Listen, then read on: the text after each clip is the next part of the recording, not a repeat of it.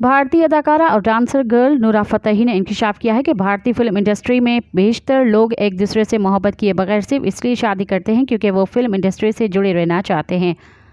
बॉलीवुड के फनकार अपने जीवन साथियों को नेटवर्किंग, दौलत और इंडस्ट्री में रहने के लिए इस्तेमाल करते हैं। एक पॉडकास्ट प्रोग्राम के दौरान गुफ्तगू करते हुए कैनेडियन नजात मराकशी बॉलीवुड रक्कासा और अदाकारा नूरा फतेही ने कहा कि बॉलीवुड के लोग एक दूसरे की मकबूलियत और शहरत को इस्तेमाल करते हैं, मगर मैं उन लोगों से मिलती हूँ और ना ही उनसे डेट करती हूँ। यही वजह है कि ये लोग मुझे इस मकसद के लिए इस्तेमाल नहीं कर सकते।